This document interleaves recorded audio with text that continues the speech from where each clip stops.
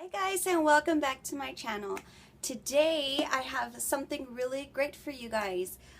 I know that in some of my videos you've noticed I use this wall behind me as my background, and it's shoes. Do you see them? So today is the day where I'm going to talk to you guys about it. And obviously I can't do it for you as a DIY, but I will label this as a DIY because I'll go through the steps of how I did it. Not myself. I had a little assistance, which you should get some assistance too. So I will be inserting some pictures in this video as well, because I did take pictures of the steps that were taken to create this DIY shoe storage solution. The first thing you'll want to get is you want to go to your local hardware store, Home Depot, Lowe's, or whatever's in your area.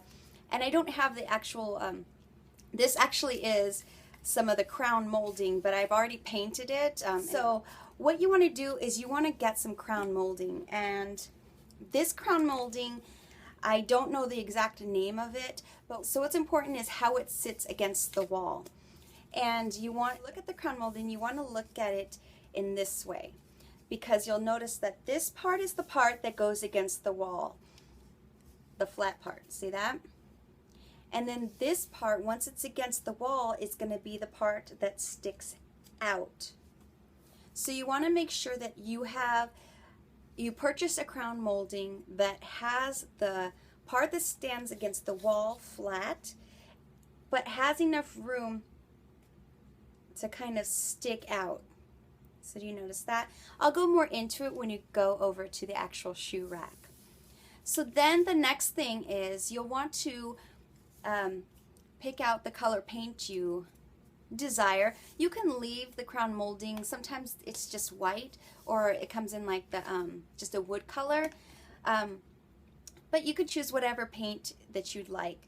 I actually picked out this color, and this was from Valspar. And this small little one is all you need. You don't need a big gallon of paint unless you are matching the wall color and you want your crown molding to be the exact color of your wall.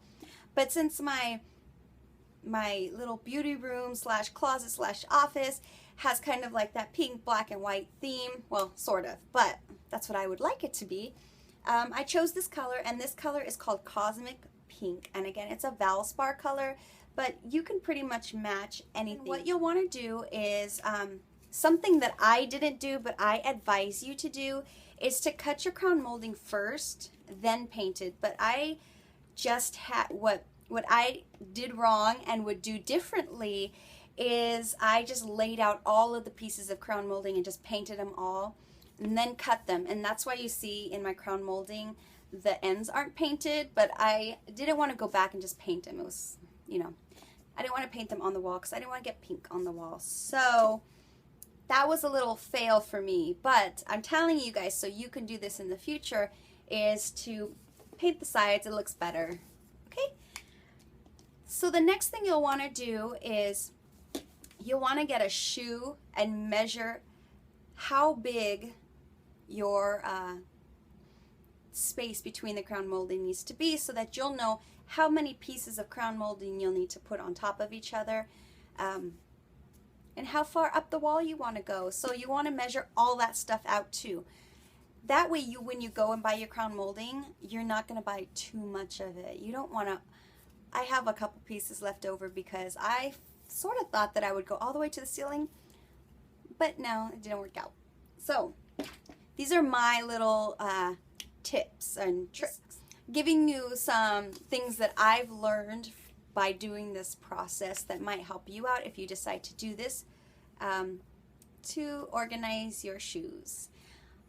So I will kind of bring my camera around and kind of do a little talk through also for you. And yeah, so here we go, guys. This is my shoe rack. As you can see, it goes pretty much up to the top of the ceiling. And I'm sorry if this video is a little shaky. I'm holding the camera now. So if you notice what I was talking about, how the edges, I didn't paint them. So unfortunately, I didn't do that, but you can.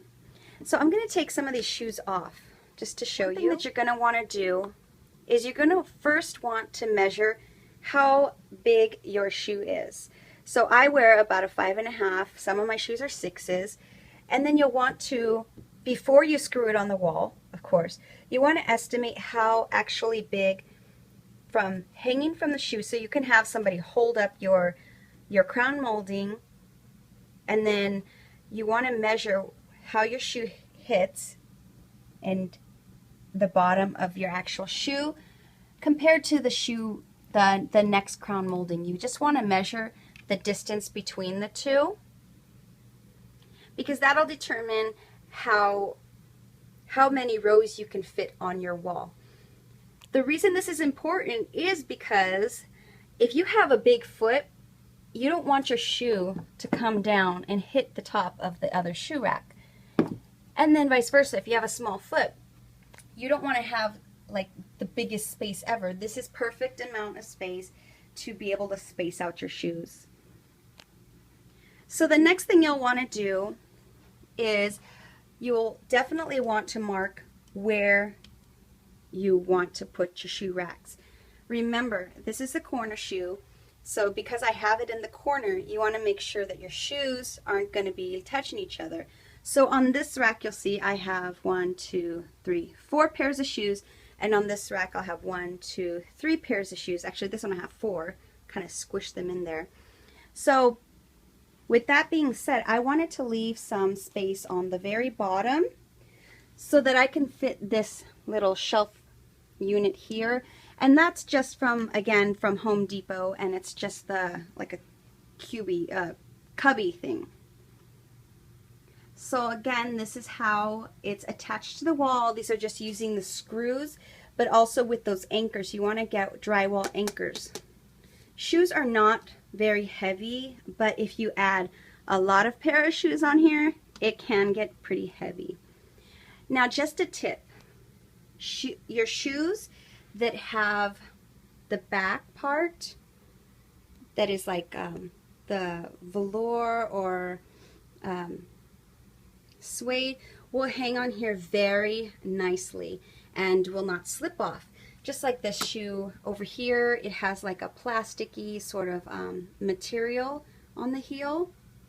It hangs on there very nicely, nice and sturdy. But if you have shoes that are very top heavy, for example, I'll give you this one as an example. This shoe right here is very top heavy. Hang it, if you actually like put it on here, it doesn't stay. It doesn't stay on here. So not all your shoes are going to be able to stay on your rack. That's why I have these shelves here to store the shoes that don't fit, and also, you know, wedges don't go on the rack. Those shoes that are shiny, that have shiny heels, and let me give you an example, is this shoe right here.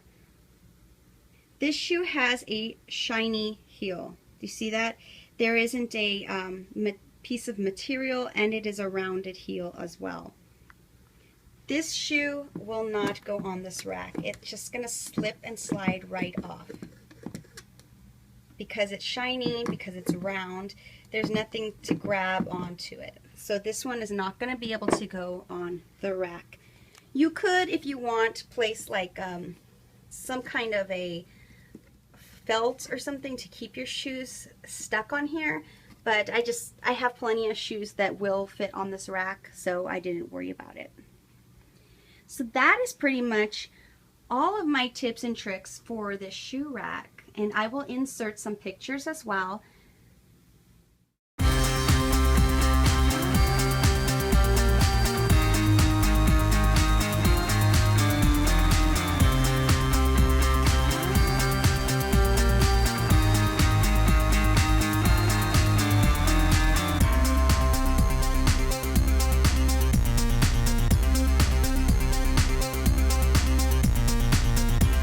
My quick little DIY on how I created my shoe rack by using crown molding. I hope you enjoyed this video. Let me know if you have any questions. I really enjoy this. I think it's a really good way to display my shoes in kind of a corner that wouldn't really fit anything. And yeah, and thanks so much for watching, and I'll see you next time in my next video. Bye!